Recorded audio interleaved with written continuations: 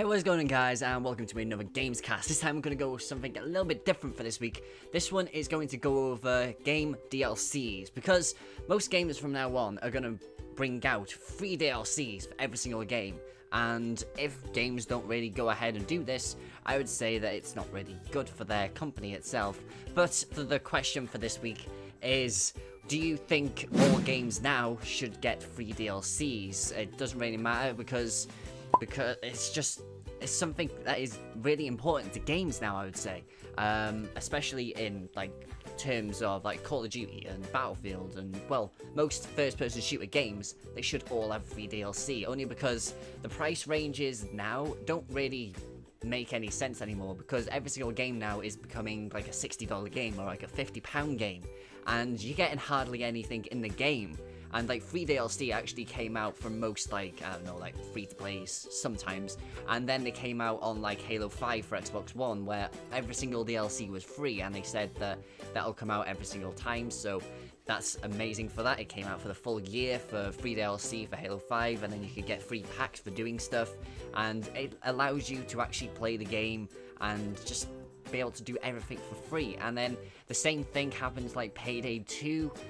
They had every single DLC as a paid for at first, but then they made it all free, so that means people could actually play it, and they actually refunded every single person. And then Overwatch is doing the same, because every single Blizzard game does that as well.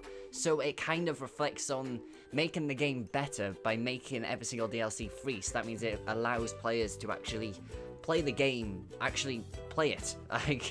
Every single game from now on actually has a $40 DLC pack, which you can get hardly anything in it.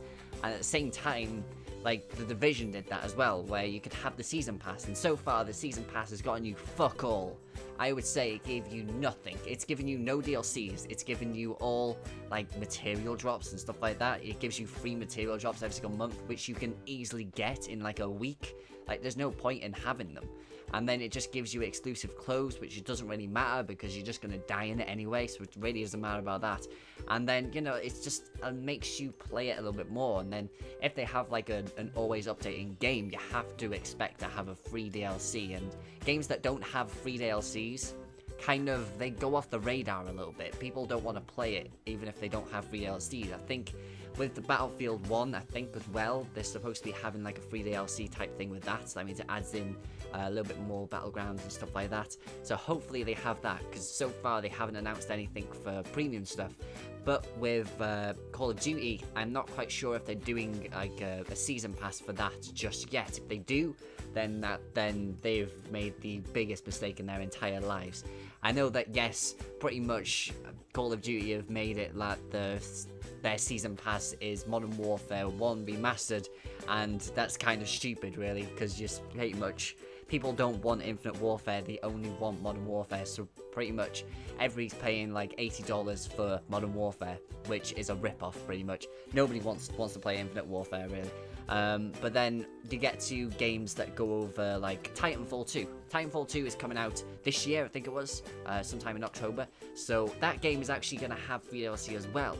So it makes people want to play the game, because Titanfall 1 actually had all paid for DLC. None of it was free, I don't think. But then they actually made every single DLC free after a couple of months of it being out. After 6 months, they said that, yep, all DLC is free, you can get this and get every single DLC free. So that means it keeps people happy and people can actually play it. And they even said that they want the DLC to be free, because that means it actually makes people look forward to spending £60 on a game instead of £50 on a game. So that means they actually get the full experience for the game. So that means they're not being scammed out of having no DLC. And as well, they had Destiny do that as well. So quite a lot of companies are doing this. But then there's a lot of companies that are not doing it at all. Destiny did it, Bungie did it with Destiny. So they kind of did it. They even said that every single DLC from now on is going to be free, even though it looks like the Rise of Iron DLC looks like it's going to be paying for. So they kind of screwed up on that kind of statement, which kind of stupid of them, but it's just really stupid, because the pre-order bonus is a Iron Galahorn. It's a black Galahorn, which so far there's no difference apart from color. So racist Destiny. But then you get the Galahorn anyway. You're just doing quests, so it doesn't matter really. So don't buy or don't pre-order the Rising Iron DLC. Just wait, and they'll probably release it free anyway. But I don't get it. But then you have episodic games, which for those ones you kind of expect it to be a free, like a paid for type thing, a paid for experience. Especially in the Telltale games, where you can pay for the first episode, and then you can get the last 4 episodes as like a bundle type thing. Or you could wait, and then you could save more. That means you have the full bundle all in one thing. So that means you don't have to keep on going ahead and buying every single episode free. You can kind of spend it, or you kind of save it instead.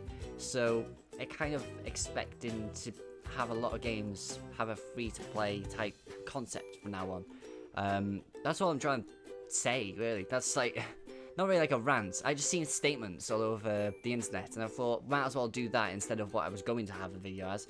I might as well do this instead, where I'm still just gonna go over other stuff, but it's still the same thing. But it's kind of like thoughts going through my head that every single game should have free DLC, unless it's like a huge expansion type thing, like a completely different game towards it. That's a fair enough. But if it's like small little things, like 2 maps or something like that, it shouldn't be paid for. Like, it makes no sense to making that a pay for and then having like something stupid. Like if they made like all games like how they done Overwatch, where you get every single map free, you get every single game mode free, you get all new heroes free if they're going to actually add in new heroes, but then you have microtransactions in it, which are a little bit annoying, but it doesn't really matter. Then FIFA have done this as well, where they had every single game mode, every single update free, and then they've got microtransactions if you want to play Ultimate Team. So if you play Ultimate Team, you spend the microtransactions. But then you have other games where it just makes no sense. I think Halo Wars 2 has a season pass. I don't really get how they're going to do that and why they're going to do that, because Halo 5 has done well in how they've done all of that kind of stuff.